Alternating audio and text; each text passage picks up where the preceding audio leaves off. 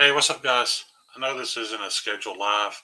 Um, I've kind of been toying with StreamYard and YouTube and some other apps. And to be honest, I feel a little more comfortable doing some of my videos live than I do recording them. I know that sounds crazy, but I just don't stumble over my words and think about what I want to talk about as much when I go live. I know that leaves room for mistakes. I'm okay with that. It's not a perfect channel. I don't edit. Um, you know, more than 50% of the time I'm gonna fail and open, and that's fine. I just did it right there. This is a thumb stud knife, and you guys do know I struggle with that. How you doing, Gerbs? But I wanted to come on tonight to talk about Neve's Knives was kind enough to loan me a box of knives. We kind of had a discussion about knives that I haven't experienced because of my choice to purchase, um, U.S. made knives. That doesn't mean that I don't appreciate or like non-U.S. made knives. I just made a choice to only purchase U.S. made knives for at least for the time being and the foreseeable future.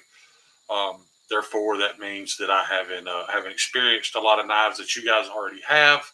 So I understand that this review slash live may be a little untimely, I guess you could say.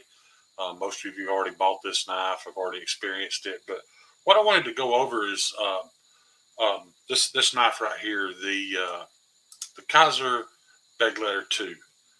Like I said, this is the property of Mr. Jared Neve. This is in a beautiful copper scale. It's you know it's not overly heavy. It's not near as heavy as I thought it would be. However, it does have some weight to it that just makes the knife feel a little more substantial to me. It doesn't feel as cheap, and as you can see, what all you guys have already come to expect from KIZER. It has that. I got it that time and didn't catch it on camera, but it has that awesome KIZER action. I don't know what they're doing different than everybody else to make this happen. The first time I opened this knife, I uh, honestly looked inside to see if there was a spring of some kind, if this was some assisted open, and it's not. Apparently, it's just a perfectly tuned detent, and that's incredible. I don't know if I can do it left-handed. Yeah, got it left-handed too. Um, I enjoy the style of this knife. I like the size of this knife. It wouldn't be a primary carry for me. It would be a secondary carry. How you guys doing? What's up? What's up, Nick, Crispy Critter, Mike, Irish Bomb Squad? Nick, if you don't prefer me to call you by your first name, just shoot me a message and let me know. I just feel like I know you a little better than your screen name. But anyway, yeah, this thing has incredible action. The one thing I will say about it is I'm not super familiar with KIZER's heat treat policies. I've looked up a couple of their knives on Mr. Outpost 76's edge retention chart, and I will say this: the steels that he has tested from KIZER did come in fairly average. What that doesn't mean that it's bad. I just mean it's average. And when I say that, like KIZER's 154 CM, um, in a lot of cases tested as good or better than some of you guys' $400-500 M390 Riots. So hats off to him for that. Is it the best 154 CM? Is it the best 3V? No, it's not.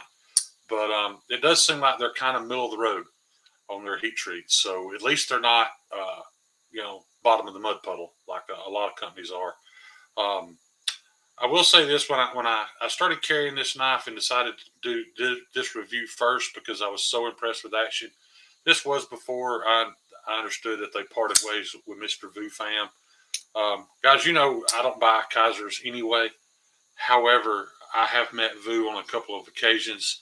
I will say this: if I had a knife company and wanted a brand ambassador, Vu would be at the top of my list of people to hire. Um, you know, he could be a serial killer in his spare time for all I know.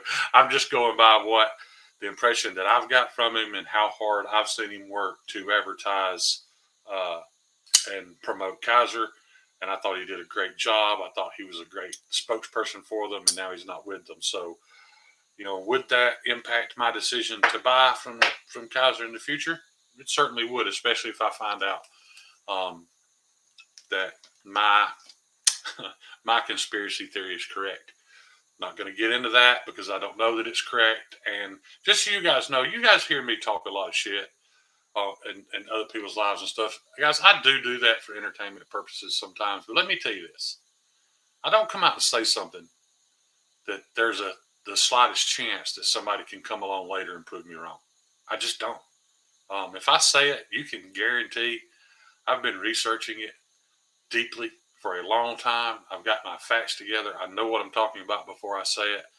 It doesn't bother me at all that people don't believe me or that people don't agree with me, or or that even that guys like Lefty like to make a joke out of it. That's fine, man. I don't care. If he gets a laugh out of it and his viewers get a laugh out of it, that's awesome. But I just don't. I'm not the type of person that's going to say something until I know for a fact. However, this video is about the KIZER Begleiter. As you can see, it does have a deep carry clip, and the clip screws are also inset. So there's the clip isn't inset. If it is, let's see. No, it's not. It's not inset. It's just mounted flush. However, it's so minimal that I don't believe that that's going to create an issue in any pants. I've been wearing thicker jeans lately, and that wider opening there has accommodated those. I haven't had any problems getting it in and out of pocket. So yeah, clip, good job, good design there.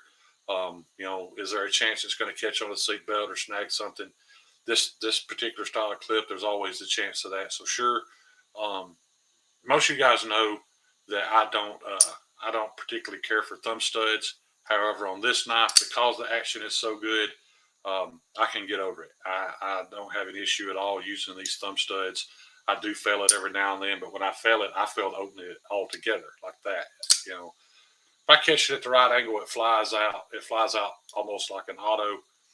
I like the blade shape. The blade geometry seems good. The centering is dead on. Like I said, my only question is this the best edge retention and the best heat treat you can get for your money? Probably not. Is it a decent knife for what you pay for it? Sure. I talk a lot about taking pride in buying American products. I still do that. I do take a lot of pride in that. However, I know there are people that just can't afford it. To be honest, guys, I'm one of those people right now.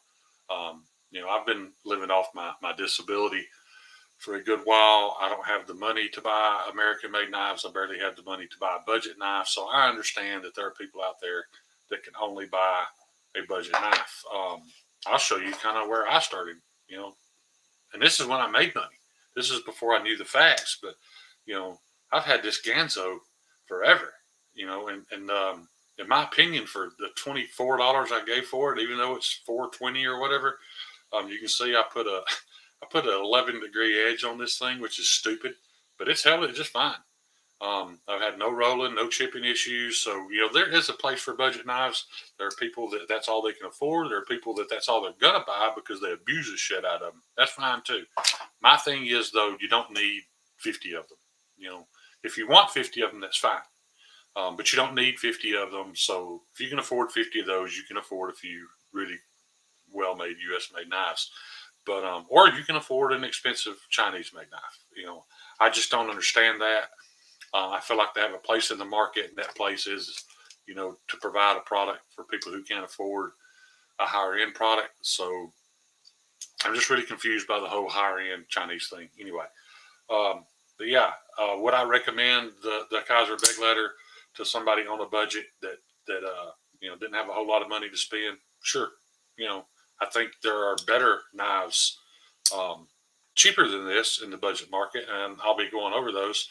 As in my opinion, as far as just a quality budget cutting tool, I don't think there's anything out there any better than the Reich P801B, and it's $28 on Amazon.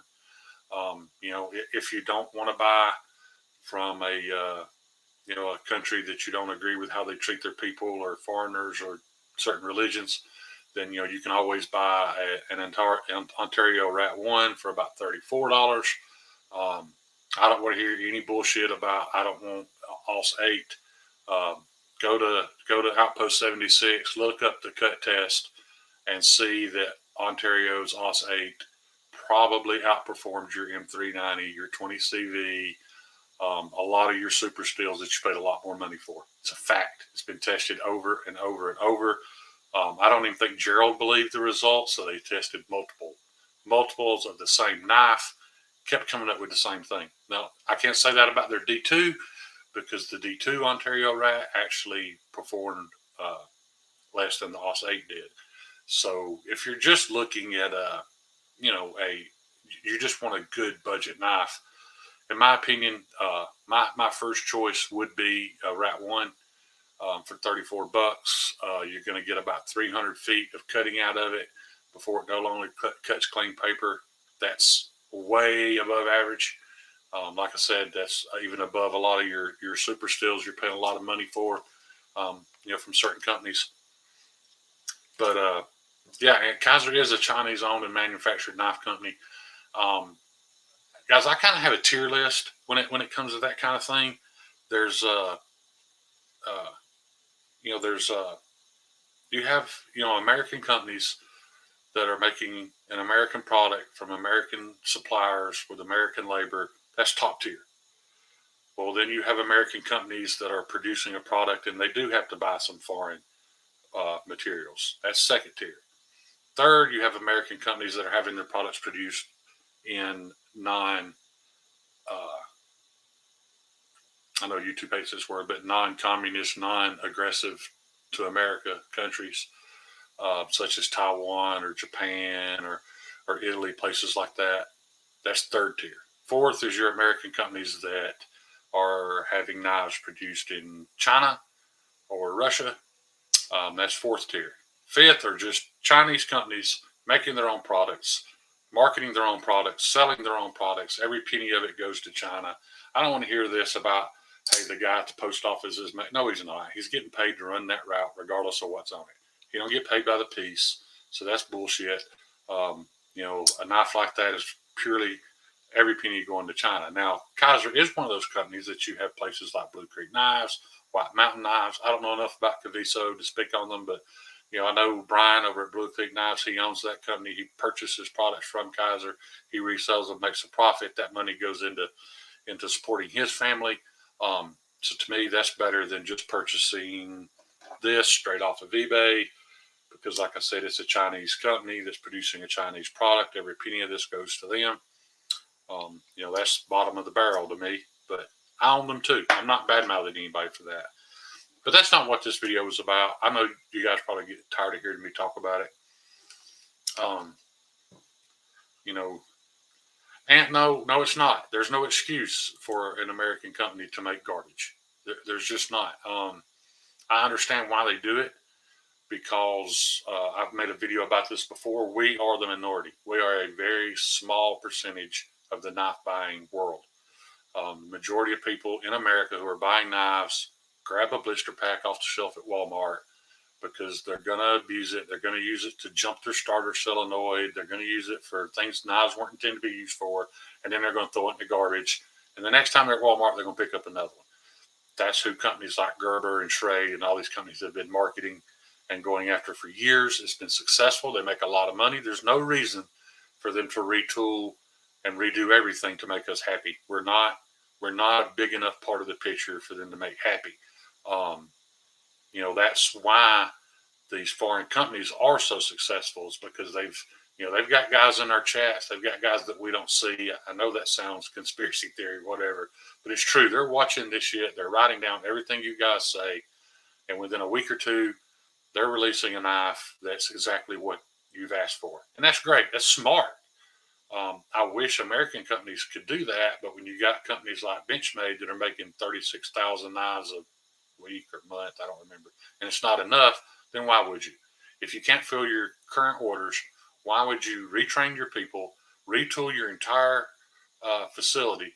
You're talking about spending hundreds of thousands of dollars to do this to please us. When I say us, I mean you guys over here in the chat and me. We're a very tiny percentage of the market, so there's no point in them doing that. Todd Carr, I agree 100%, man. that's one of the most heartbreaking things to me is, I've enjoyed every cold steel I've owned. Um, they make a great product over in Taiwan for cold steel. I'm glad that Lynn did, what he did. He made some higher end U.S. made stuff. And if you couldn't afford that, you could go to Taiwan and get a lot of times the exact same knife and a little lesser material for a lot less money. Um, that was the answer. That was, um, you know, that was the answer to all the issues in the knife industry, and it was for a country that really needs our help. And if the money's not going to, you know, stay here in the United States, I at least like to know that it goes to a country that's fighting for their freedom, fighting for their democracy. So that is very disappointing that's happened. Yeah, Honey Bear, I really appreciate that, man. I'm not even close to being monetized yet, guys. I don't need like 17 or 1,400 more hours. I don't know. That wasn't the point. But monetization wasn't. It was just anybody that does this knows there's a certain amount of pride in hitting that 1,000 mark. That's your first landmark. That's when YouTube kind of starts recognizing you, maybe recommending a little bit of your content here and there. So it's really just a pride thing. So I am proud of it, and I appreciate everybody that helped me get there. Um, yeah, yeah, you're right. The knife addicts is a very small percentage. I mean, how many people? How many of you guys have friends that when you talk about your 40 or 50, knives that you've got at home, think it's silly, or ask why you do that, or just don't get it? Well, that's probably 90% of the world would view us that way. So, what company would possibly, you know, what company would possibly um, build their business plan around that smaller percentage of the people? You've got companies that are already uh, limiting themselves, like Greg Medford. Greg Medford tell you he doesn't care that he offends, liberals. He doesn't care. His aim is the right at 50% of the nation that does agree with his views. He just wants their business. He don't care about the other side. He's not going to do anything to try to make them happy. I don't agree with everything that Greg says, but I appreciate that. I appreciate that you know he's so steadfast in his beliefs that he's willing to limit his business and his profitability to a certain percentage of the population. So nothing wrong with that. What we got right here, Going Rye saying, I've seen the word Walmart. Walmart sells more OT knives in a week to randos, and you're absolutely right. We are a very small niche. We're very fortunate that we have a few companies out there that are listening to us. And this has become kind of a big topic recently, but this whole, we're having things made overseas till we build our company up big enough to start making it in the United States. I understand that. You do what you got to do. Guys, I started a business in 2008, right in the middle of the Obama recession. Horrible time to start a business. I literally walked off my good paying job of 16 years to open my own mechanic shop. I didn't have a dime. I didn't even have the money to do it. I just had a dream and I had a work ethic. And I went to actually he was a lifelong customer of mine, and told him what I wanted to do. And he asked me how much money I needed. And I told him $2,000. Guys, $2,000 is not a lot of money. It's not a lot of money at all when you're talking about starting a business. But all I had done was I looked into what it would cost to pay my first and last month's rent and have the power turned on and the water. That's what I needed, $2,000. So I opened the doors with $84 in my pocket. This particular shop that I rented had a 12 by 24, no, I'm sorry, an 8 by 24 office. It was the whole one side of the building. I spent 40 something dollars of that money building a wall and separating that into two 8 by 12 rooms. One of the 8 by 12 rooms was my office with a toilet and a sink and a small bathroom, and the other 8 by 12 is where I lived. I managed to pack a full-size bed, a chest of drawer, and a TV sitting on top of that, and that's where I lived. I spent $10 a month on a very basic Gold's Gym membership so that I could go to the gym every day after work. I didn't work out every day, but I went there every day after work to shower and shave. I did what I had to do to make my dream come true, and So anybody that's doing that, I have the utmost respect for. It was not easy. Guys, there was days that I'd go to the cash register and see how much was in there to see if me and my partner could eat lunch that day. We paid child support payments, we paid truck payments, right out of our cash drawer at times because we weren't getting a paycheck, but we did what we had to do, and we built that business into something very profitable, and it all worked out for several years. I ain't gonna get into why I'm not still doing that, but yeah. Anyway, um, so I have the utmost respect for anybody that does that. If you look into, I hate to keep bringing him up, but I don't know everybody's story. I do happen to know Greg Medford's story. He rented a building, started making knives, had no idea if he could make money at it. And I think he said he got a 10,000 knife order or 1,000 knife. I don't remember. But right off the bat, he had made a knife, put it out there for the world to see. He got a huge order, and that paid his bills. And, he went on from there. So hats off to that guy. That's the American dream. There are many of you out there that are doing the same. You're putting your nose to the grindstone. You're making it happen, and I can appreciate that. That's one reason why things like this are my last or next to last choice, is because you have an entire, oppressive government that is backing it, that is, putting the money out there. There's no American dream behind this. However, it is a good pocket knife. And if you're interested in it, and it's what you can afford. If it's the best product you can buy for your money, then yeah, I say go for it, because this is one of the better ones that I've handled. The KIZER Begleiter 2. I've handled Javon's Begleiter XL button lock. That's a nice knife. I don't think it's worth $80. That's just my opinion. That's no diss on Javon or his purchase decisions. I just don't feel like it's worth quite that much money. I think for $80, I'd just I'd pack a lunch for a week, save another 20, and pick me up a Manix 2 lightweight on the secondary, because I promise you this, it's way more than $20 more knife. That's just my opinion. Anyway, who else we got in here? Todd Carr, good to see you, buddy. Demon Ott, what's going on, man?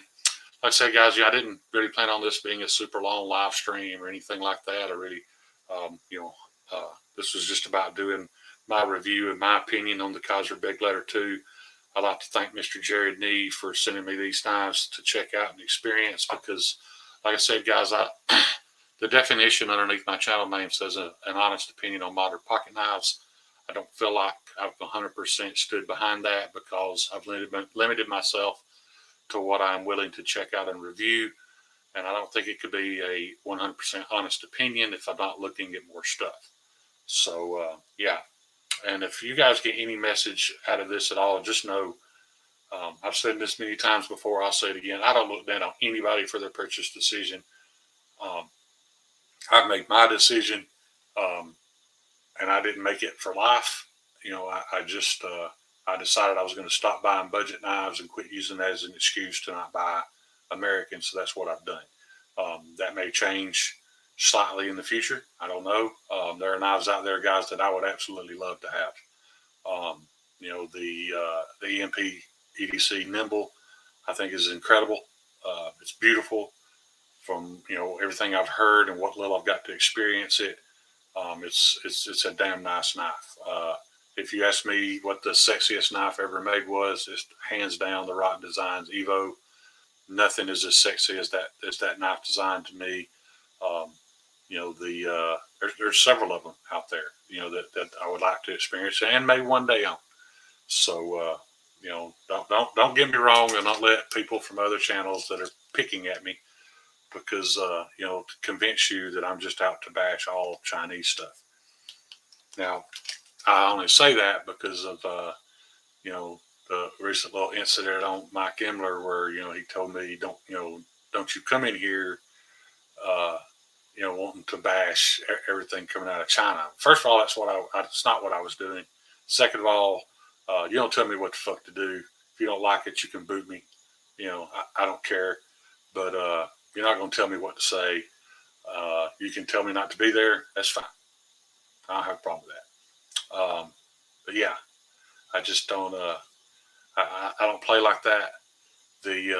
And first of all, that's because you're accusing me of something I don't do. I do spread facts about Chinese manufacturing that I just want you guys to know before you make a decision. If you know the facts and you make your decision, I'm not going to say a word to you. I'm not going to make fun of you. I'm not going to think less of you. I just want you to have the facts. And, those facts are that the majority of knives made in China are made by the exact same people. The majority of knife companies coming out of China are simply marketing companies. They're all sharing materials, labor, facilities, packaging, everything. All you're buying when you buy a Citivian is their name and their design. All you're buying when you buy an Eftergras, their name, their design. All you're buying when you buy a Kubi's, their name, their design. I could go on and on. Have I been there? No. Do I have a close friend whose family grew up in Shenzhen? Yes. Does he have family members that work in that industry? Yes. Have I seen emails from these knife marketing companies admitting this? Yes. So just know that I don't talk shit unless I know the shit. I'm not going to spread information that that I don't know the facts about. So, and if the only people who are defending that are the people who have sold out to these companies and will promote their stuff, whether it's good or not. Guys, keep this in mind. If I came on here every week and told you I just got a package from Spyderco, and I took it out and I took some pretty pictures of it and I posted it on Instagram and I made a video and I told you how awesome it is, within about 3 months you would be perfectly in your rights to call me a liar. Why? Because there's no way possible every knife I open, every knife I get is awesome. They're not all going to fit me correctly. The most popular Spyderco knife in the world is a PM2. I've owned 2 of them. I never carried them. Why?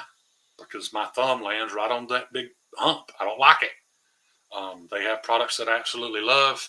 However, if I were to tell you that everything they make is awesome, it's the next biggest thing, there's no doubt about it, I'm a liar. And anybody who is telling you that about every knife that they check out is a liar. Why are they lying? Because they're profiting from promoting that product. And I hate it. I hate that. I can't stand it. I hate to see people in their live streams, just drooling over whatever it is they're willing to give away that day, and bragging about, hey, I bought this knife because you told me to, blah blah blah, whatever.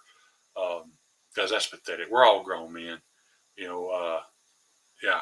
I just can't be part of it. And if that keeps my channel from ever being monetized, if it gets me kicked off YouTube, if it causes me to lose some friends, whatever, I'm fine with that. But give your honest opinion if you're going to get to know the knife. That would be huge if you actually spend some time getting to know it. Find out, what it is, a cutting tool. So find out how it cuts. Find out how long it cuts. Because even before I was a knife guy, when I'd buy a knife, guys, back then action wasn't a thing. Assisted open was great because action sucked on nearly everything. The only thing that mattered to me was, I cut a few times with it. Now all of a sudden it's dull. I didn't know how to sharpen. Well, that was a waste of money and a piece of shit. Why are we still not holding knife makers to that standard? Will it cut, and will it cut for a decent amount of time? The truth is, most people don't care anymore. You, me, lots of us own so many knives, we're not going to use one enough within a year to ever dull it. Guys, I spend a lot of time. I check Gerald's chart weekly, just to see, what he's tested recently, to get my facts, get my information, because yes, I do trust the man. I know exactly how he performs his test. I feel like it's as fair a test as possible. Is it scientific? Not exactly. There can be variables. I understand that. However, when it comes to getting my opinion on a steel, that's where I go. Gerald does these tests by cutting cardboard. I have a slightly different threshold for what I consider a super steel. To me, if you add the fine cutting edge and the working edge together, if those two distances of cut cardboard come out to over 500 feet, that's a super steel. Gerald says 300. Me, I push it to 500. It's not a super steel if it won't cut over 500 feet before it no longer cuts paper. Um, you know, so I'm pickier than even he is. But my point is that test is being done cutting cardboard. Guys, I've never cut 500 feet of cardboard. I won't cut 500 feet of cardboard possibly the rest of my life. We don't have recycling here. I don't cut that much cardboard. When I cut cardboard, it's because I want to. It's just because I want to test an edge that I've just recently sharpened, or I want to test the geometry on a knife. I'm too lazy to sit down and do the same cut test that Gerald does. Try what he does. Spend your time sharpening a knife and cutting enough cardboard to dull it and sharpening it again so that you can give people the third, fourth, fifth. I've even seen 14th and 15th sharpened edge tests on there. I'm not doing that crap. He does it and gets very little notice for it. I still have people that I know have been in the knife community for a long time that don't know who he is, that have never seen this chart. So, hats off to Gerald for the work that he puts in to provide us with information to help us decide what to buy. Gerald's he's not a Spyderco fanboy by any means. I've seen him many times talk about certain Spydercos that he just don't like. And that's fine. But he'll always tell you that, if you want the most bang for your buck in a heat treat and in a steel, Spyderco is probably the way to go. There are actually companies out there that outperform Spyderco. Manly, guys, Manly knives, I forget who it is in here that has a couple, but Manly's probably the greatest cutting tool money can buy. Their fit and finish is not great. Their action's not great. Their opening deployments aren't, deployment methods aren't great, but they will outcut nearly everything money can buy for usually less than $100. They've got super thin S90V and super thin 14C that just cuts forever. So that, in my opinion, that's still what this is about cutting tools. Even though I don't cut that much, it doesn't matter. If I'm buying a cutting tool, I want it to be a cutting tool, and I want the best cutting tool that my money is going to provide for me. So that's kind of how I look at knives. I just sat here and talked about how great the action is on this knife. I don't always particularly care about the action on a knife. There I go again. I can't open it. But I can appreciate it. I understand that they had to have spent time, getting the detent right on this thing. I don't feel like they necessarily spent the time getting the opening so that your thumb automatically accesses at the right angle to make it open. That's something that could use some improvement. I've experienced a few knives that are that way. If you lay your thumb in that opening, it's kind of angled and grooved so that you approach that thumb stud in the perfect angle to flip it out. Just doesn't have that. I have to kind of hunt for it. Maybe my thumbs aren't as strong as yours. I don't know. But anyway, that's all I got for you guys tonight. I just wanted to mostly, do my review. I've got several more coming. I know I've got a homemade 6-hour down there. I've got a couple of Tucson's. I believe I got a F5.5. I did a review on a 5.5 before, but I am anxious to kind of revisit it. Anyway, look forward to those coming up. And, and guys, stick with me on getting my recording process down pat.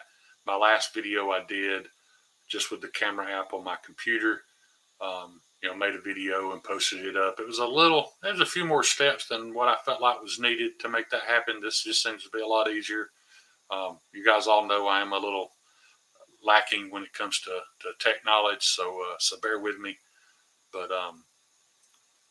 I do want to say this. When I first thought about doing these reviews live, I even thought about finding if there was a way to turn comments off and that type of thing so that I wouldn't get sidetracked, because I just wanted to do them as a review. And since then, I've realized that when people go to my videos, this video is not going to pop up unless you select live streams. So that may not be the best idea. But now that I have done it this way, I do want to say how much I appreciate that you guys jump on. I know that means you're seeing my notification. It means the world to me that you're willing to jump in here and hear what I have to say. So just bear with me till I figure out exactly exactly how I want to do this. But yeah, thanks a million, guys. Like I said, once again, to reiterate where we were at, KIZER Begleiter 2. Is it a good budget knife? Yes, I do believe it is. I would carry it. I do feel like it's a little more expensive than it should be. But hey, so are all my American made knives. Everything's more expensive than it should be. So I don't even know if I can use it as a measuring bracket anymore. But Jerry Neve, I appreciate you, brother. Let me loan me some knives. Javon, I'll be hitting you up next. I kind of blew it the last time I borrowed some knives from you. I didn't make the kind of content I wanted to make with them. So I'm looking forward to digging around in your knife collection again soon and get some really cool stuff to do some reviews on. So anyway, yeah, you guys know I love y'all. I appreciate any amount of time y'all spend with me. Grateful Panic. It's awesome to see you, brother. Yeah, so that's all I got for you guys tonight. Peace out. Love y'all.